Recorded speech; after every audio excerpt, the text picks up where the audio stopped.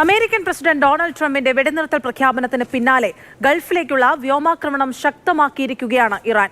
ബഹ്റൈനിൽ Iran missile ആക്രമണത്തിൽ UAE സേനാംഗം കൊല്ലപ്പെട്ടു. UAE, Saudi Arabia, Kuwait തുടങ്ങിയ രാജ്യങ്ങൾക്ക് നേരെ മിസൈൽ ഡ്രോൺ ആക്രമണങ്ങളും ഉണ്ടായി. ബഹ്റൈൻ, കുവൈറ്റ്, സൗദി അറേബ്യ എന്നിവിടങ്ങളിലേക്കായിരുന്നു ഇറാനിൽ നിന്നും കൂടുതൽ ശക്തമായ ആക്രമണമുണ്ടായത്.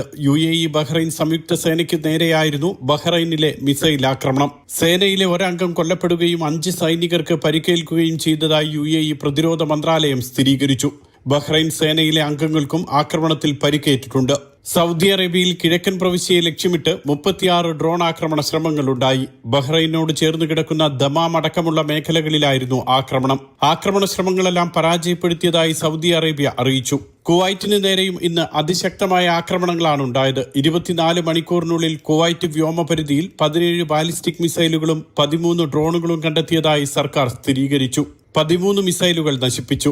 മിസൈൽ അവശിഷ്ടങ്ങൾ വീണ് വൈദ്യുതി ശൃംഖല തകരാറിലായി. ഇതോടെ രാജ്യത്ത് ചിലയിടങ്ങളിൽ വൈദ്യുതി വിതരണം മുടങ്ങി. തകരാർ പരിഹരിക്കാനുള്ള ശ്രമം ഇപ്പോഴും തുടരുകയാണ്. UAEക്ക് നേരെ 5 മിസൈലുകളും 17 ഡ്രോണുകളും ഉപയോഗിച്ചായിരുന്നു ആക്രമണ ശ്രമം. ഇവയെല്ലാം നശിപ്പിച്ചതായി UAE പ്രതിരോധ വകുപ്പ് അറിയിച്ചു.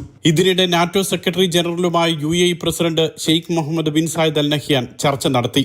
Mathrubhumi news, Dubai.